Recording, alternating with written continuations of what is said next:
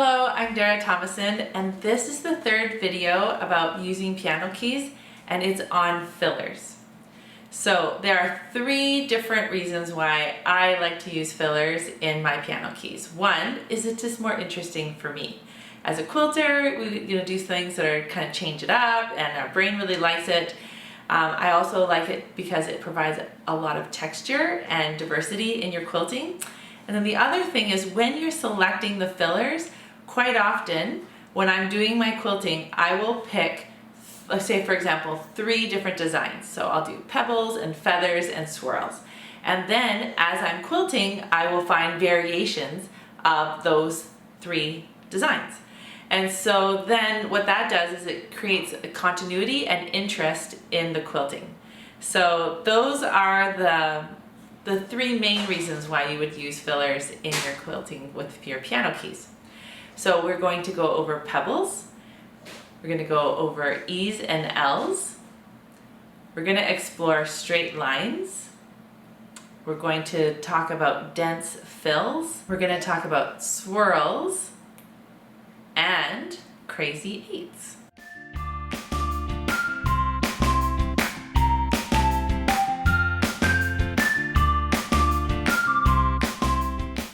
So here's the pebble fill. There's a couple of tips that I'm going to share with you to create really nice pebbles. One of the things that I suggest is when you're doing their fill, you come back along the line, right? So you create your circle, you travel along this existing line on the left side, and then you come back on the right side. And then you come on the left side, and then you go on the right side. Because obviously you're gonna have double the thread on one side of the pebble, and if it's always on the same side, it's going to make your pebbles look like lopsided almost, because you're going to have so much weight on the one side. So if you can distribute it back and forth, then that creates a really nice even pebble. The other thing to do to make successful pebbles is really make sure that you connect each pebble together. And I almost do a little pause in between each pebble so that I know that the circle has been completed, and then you can move on for your next pebble. I keep an eye for the distance with the line, and I try to work hard at keeping that consistent. So just always kind of keeping that as an eyeball. So I always make sure that I'm keeping my eye on the existing line and my pebbles, and I want to keep it fairly consistent. It doesn't have to be perfect, but it's nice that it's try hard to keep it as consistent as possible. So now I'm going to quilt the pebbles, and you can observe some of the principles that I've just shared with you.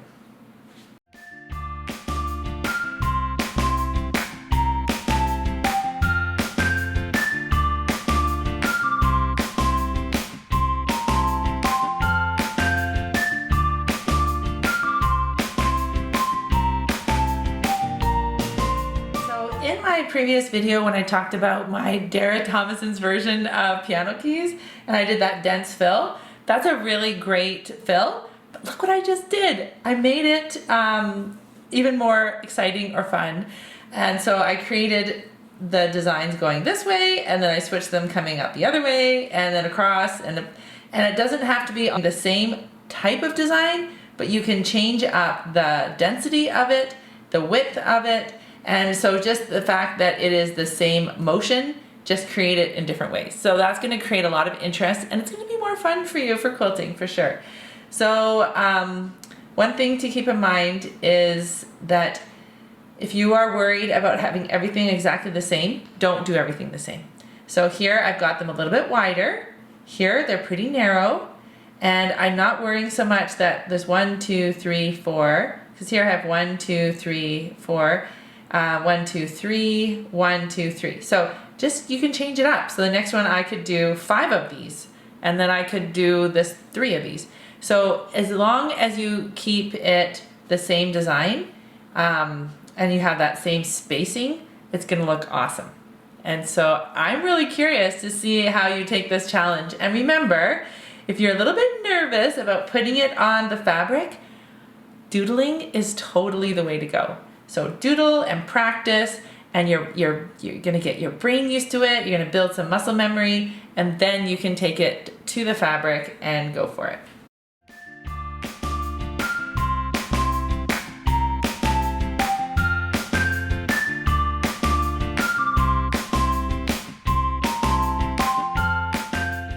So my next design is just straight lines. And so again, if this is a comfort for you to use a ruler, it's fabulous.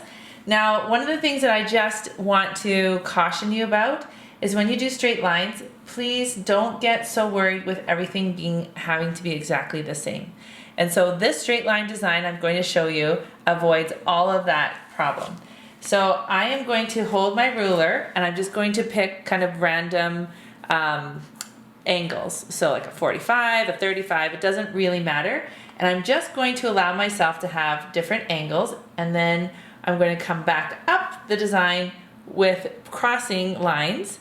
And now, if this is like a really thin piano key, this might drive you a little crazy. So these are pretty wide piano keys, so this is where I can add more interest.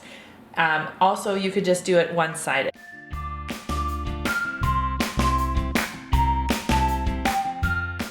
Actually wanting to make sure that you're connecting this thread into the existing piano key line. That's going to have it really nice and sharp. And so if it helps you to put your needle down position, then that can be helpful. But I know that that is my target and I am going there, and I am not going to stop until I get to that point.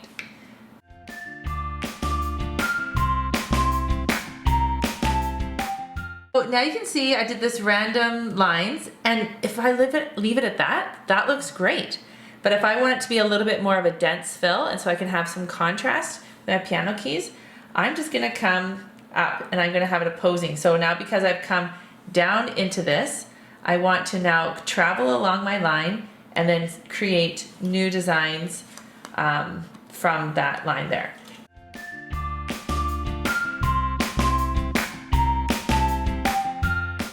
And if this feels a little bit too structured, this is too much the same, then just go back and do some more random lines. This is really achieving that random look. This is looking a little bit more like a design. So you see how when you're playing around with that, you can decide.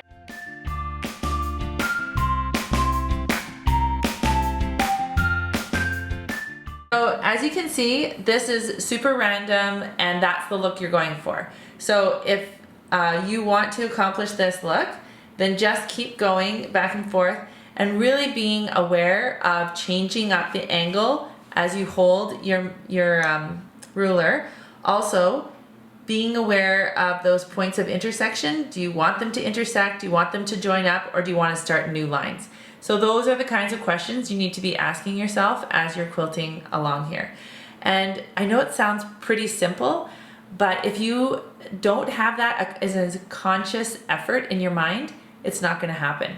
So you need to be really mindful about it, and you have to be very focused on the task that you're doing. Also, just like guidelines, rules, they help us to know what to do. So these are some of the rules of creating random lined pebble fills.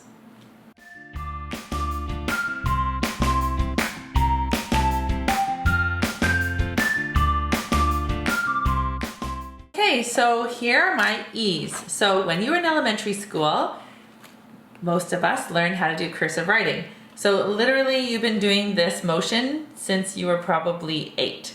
So your brain is familiar with this. However, this way we're traveling up a line, we're going a different angle, but what I'm trying to really focus on is to keep it fairly spaced apart and fairly consistent.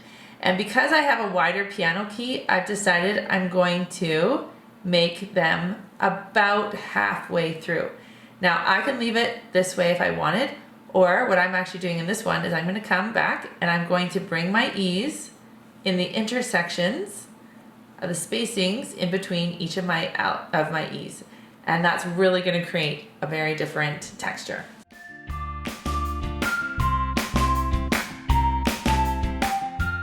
So here's the E's, and they were intersecting this way. But watch this. If you flip them the other way, look at the design you're going to get. Isn't that so cool? So then you're gonna just come back and you can decide if you're going to bring it so that it will each one will be at that same line, or you can do it staggered like I had here. And so simply doing the exact same stitch, I'm doing the same design, but I'm just changing the format of where it falls on the fabric within the piano key. You can just create a whole new look. One of the things that I do quite often is I'm not quite sure exactly like how I come into this. You're like, okay, Dara, that's nice that you're showing this, but how do I do it? So if you're not sure about your angle, because if you notice, I come in from this angle and I come around and then I'm creating that design that way.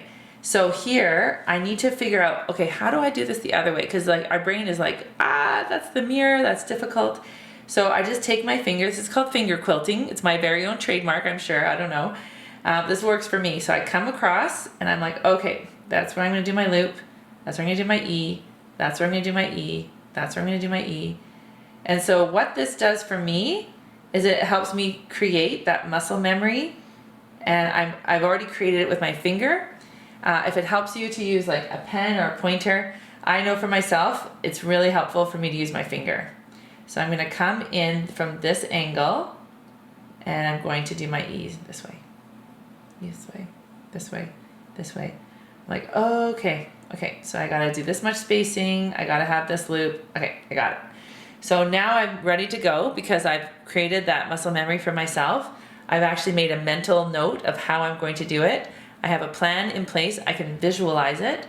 So I'm taking all these different learning modalities and I'm implementing it in the way that I can create the look that I'm looking for.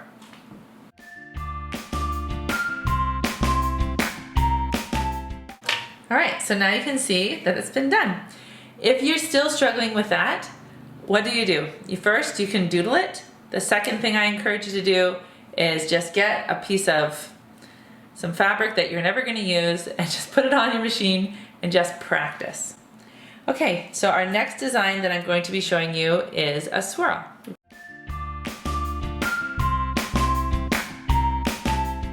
Okay, so here are the swirls. Now these are called, I call them my one-sided swirl. So I'm literally just going up, I'm swirling it, and I'm always coming in to my swirl from the same direction. So they're almost like wave swirls, right? So we come in, we circle around, and then it's like you're reaching out and then you swirl in. And so if it helps you at the beginning, why don't you take your ruler and you can take your marker, and if it does help you to create kind of this grid, why not, right? If you can do things to help you have success, do it. So then I know that this is my centers of my swirls, this is where I want to be. And so my encouragement to you is A, draw it out, B, give yourself like a grid, and then that way you can target and it can keep that in focus. So I'm going to quilt a row of swirls beside this one, and so just watch as I am quilting and as I'm focusing. Now the other part about swirls, and the thing you need to be aware of when you're doing it in a piano key, is that oftentimes we will learn how to do something from right to left, left to right, up to down, down to up.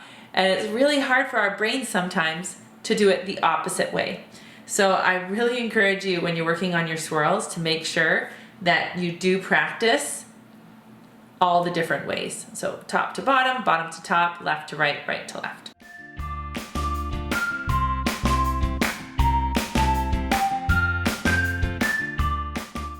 Okay, so I have the two examples now of swirls. So this one is a bit of a wider swirl. This one's a little bit more dense. So my grid in my head was a little bit smaller as I was creating that. Now, one of the things that I used to worry about so much when I was doing swirls was what happens if I get to the end and I don't have enough room to have it the same size. So this one worked out pretty nicely, and then I was able to just, this was going to be the start of a new one. Whereas this one, I just did a mock-up of what that swirl would have looked like if I was just keep going. So don't get too worried about that. Just create your swirls, keep them consistent as you're doing it, and then if you run out of space, just pretend like that was going to happen and it's no big deal.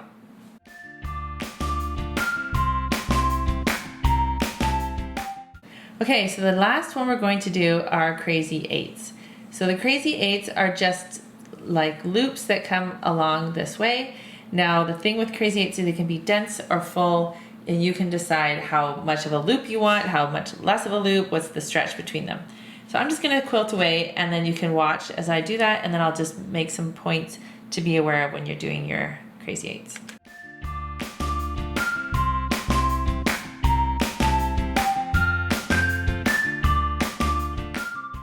Okay, so here are my crazy eights. So I just bring it in, and I just have this nice, really rhythmic pattern. You want to see that my loops are very consistent as well as the ones on the other side.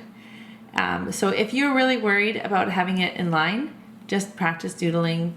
Don't get too worried about that. As you get more comfortable with doing that motion, it'll be fairly consistent and you're gonna have more success.